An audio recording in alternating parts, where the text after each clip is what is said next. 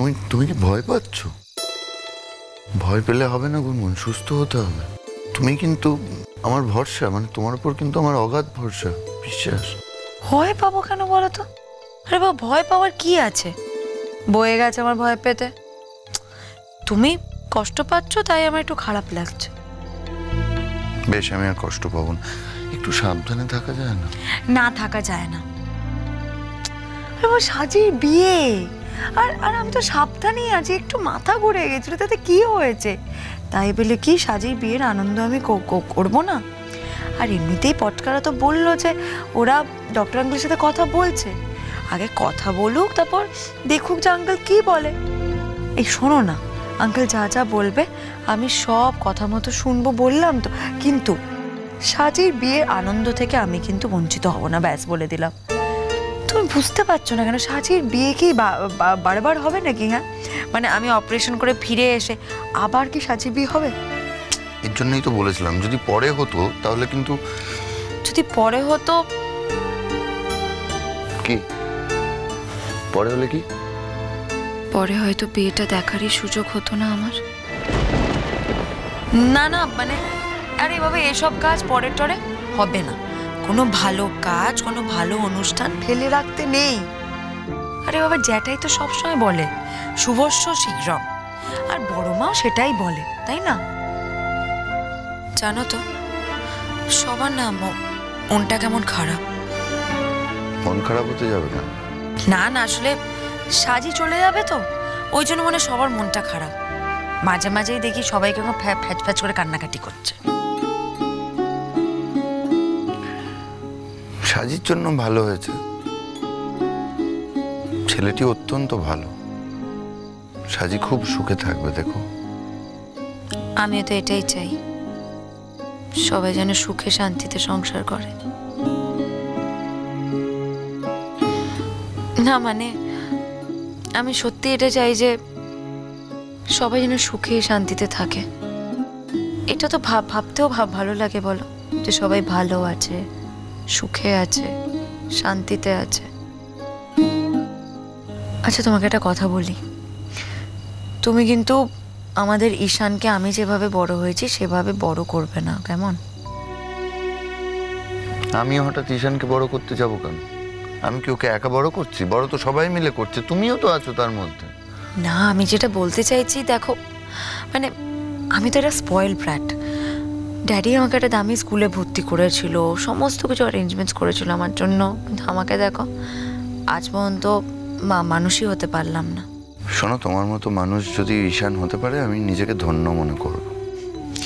সে তো আমি তোমার পাল্লায় পড়ে হয়েছি।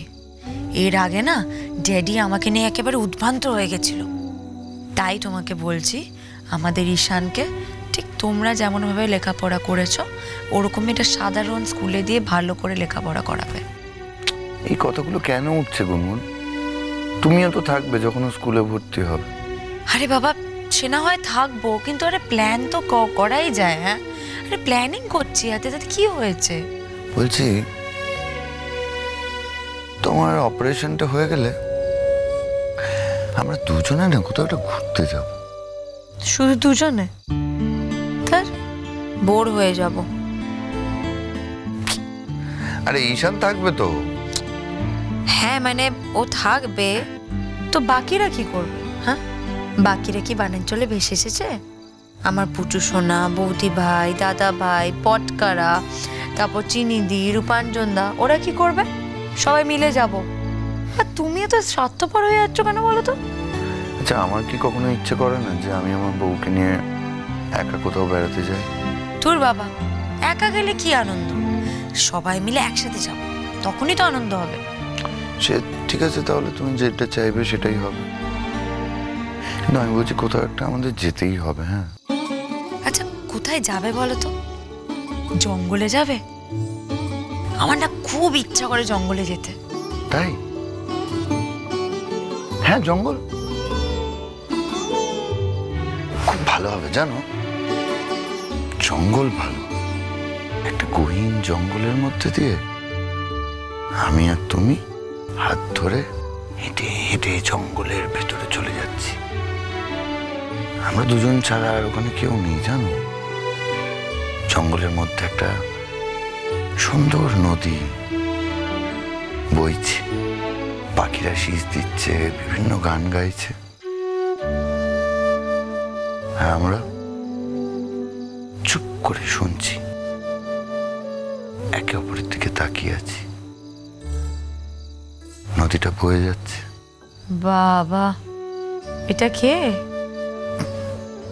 দেখলে মানে কল্পনাও করতে পারবো না। কি কি মনে করো তুমি? আমার কল্পনা শক্তি বলে কিছু নেই। ভেঙে দিলে তো পুরোটা। আচ্ছা বাবা, আজ আবার রাগ করছো কেন? এই রাগ করে না, শোনো না। রাগ করবো না তো কি করবো? এটা এত সুন্দর কল্পনা করলাম, মুহূর্তে ভেঙে দিলে তো। আরে বাবা, কিচ্ছু ভাঙিনি, আমরা যাবো তো। ভাবো তো, নদীতে যদি একটা ডিঙি নৌকো থাকে, আমরা ওই নৌকোতে করে যাব, তারপর মাঝির সাথে গল্প করব, তারপর আবার আমরা যখন সন্ধে নামবে ওই আলো গায়ে মেখে ফিরে আসব। সেই জঙ্গলের মধ্যে থেকে তুমি আর আমি হাঁটতে হাঁটতে চলে আসব। তারপর যদি কোনো একটা মন্দির দেখতে পাই, সেখানে আমি আর তুমি পুজো দেব, ঘন্টা বাজাবো টং টং করে। তারপর সেইখানে সিঁদুর থাকবে মায়ের, সেই সিঁদুর তুমি আমার কপালে পরিয়ে দেবে। কি দেবে তো? অবশ্য আমি জানি এগুলো তুমি কোনোটাই অত বিশ্বাস করো না। আসলে কাকাবাবু ওকে খুব ভালোবাসতো তো, তাই বোধহয় ওকে ছেড়ে থাকতেই পারছে না। তাহলে তুই ধরে নিচ্ছিস যে ও থাকবে না? কেন বলছিস বারবার এই কথাগুলো? তোমরা সবাই খুব পজিটিভ কথা বলছো, তাই না বৌদি ভাই? সবাই এখানে খুব পজিটিভ কথা বলছে। একটা মানুষও কেউ পজিটিভ কথা বলছে? আমি তো অর্জুনকে বলেছিলাম, আবার ওর সাথে কথা হয়েছিল, ও তো বলেছে সিম্পল একটা রেজিস্ট্রি ম্যারেজ করে নিলেই হয়, কিন্তু না, তারও তো উপায় নেই। গুনগুনের ইচ্ছে এই বিয়েটা করতে হবে। হয়তো এটাই হবে গুনগুনের জীবনের শেষ আনন্দ অনুষ্ঠান। বিয়েটা হয়ে যাক রিজু।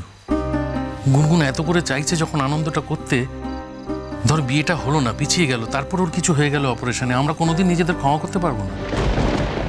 ও যেটা চাইছে আনন্দ করে নিক, তারপর যা হওয়ার হবে। দেখ, আমরা তো আনন্দ করতে পারবো না বল, তবে আমাদের আনন্দের অভিনয় করতে হবে রিজু।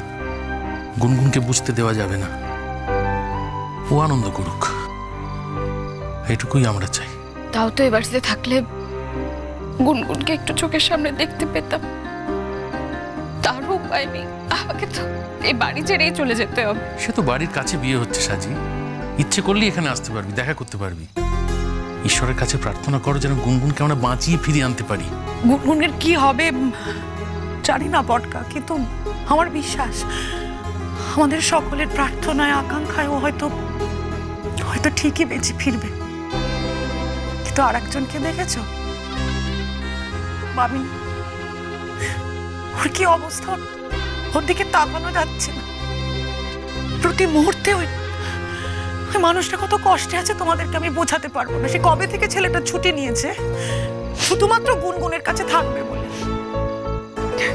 বাবিনটা আজকাল ভালো করে খায় না, ঘুমায় না, চোখের কোণে কালি, সারাক্ষণ কি ভেবে যাচ্ছে। আর সেটা গুনগুনেরও যথেষ্ট নজরে পড়েছে জানো তো। গুনগুন নিজেই বলছিল, জানো বৌদি ভাই, ক্রেজিটা না আর আগের মতো নেই, ও কেমন যেন বদলে গেছে। আমি গুনগুনকে বলতেই পারছিলাম না যে গুনগুন তোমার ক্রেজিরই তো সব থেকে বেশি বদলে যাওয়ার কথা। বলো, তোমার ক্রেজির জীবনের জীবন মরণ সবটা তো তুমি। বলতে পারিনি গুনগুন, তুমি কেন বুঝতে পারো না ভাবিনটা তোমাকে কতটা ভালোবাসে? বলতে পারিনি। হ্যাঁ রে রিজু, এ দেখ, আমরা তো কোনোদিন কাউকে ঠগাইনি বল, কোনোদিন কোনো পাপ করেছি বল? সবসময় সবার সঙ্গে আনন্দে হইচই করে বেঁচে থেকেছি। আমাদের জীবন এরকম কেন হলো বলতো আমাদের পরিবারে? আজকে এই বয়সে সেই ধাক্কাটা কি করে সামলাবো আমি? আমার বড়দাকে কি করে বাঁচিয়ে রাখবো রিজু? শোনো না পটকা, বলছি কি এরকম কিছু ঘটবে না বলো আমাদের সংসারে? হ্যাঁ, আর পটকা তুমি তো খুব আশাবাদী চিরকাল। তুমি একবার বলো না এরকম কিচ্ছু হবে না আমাদের পরিবার, বলো না একবার। তাই হবে। দেখ, আমার যেটা মনে হয় কি বলতো, ঈশ্বর আমাদের পরীক্ষা নিচ্ছে রিজু, জানিস, অগ্নি পরীক্ষা। আমরা সবাই মিলে ঠিক পাশ করে যাব, দেখবি গুনগুন আবার ফিরে আসবে, সুস্থ হয়ে এই সংসারে আবার ফিরে আসবে, আবার আগের মতো সংসার করবে, আমরা হইচই করব, আনন্দ করব। এই ভাবনার পাশাপাশি আরেকটা ভাবনাও, আরেকটা ভয় আমাকে কুড়ে কুড়ে খাচ্ছে জানিস।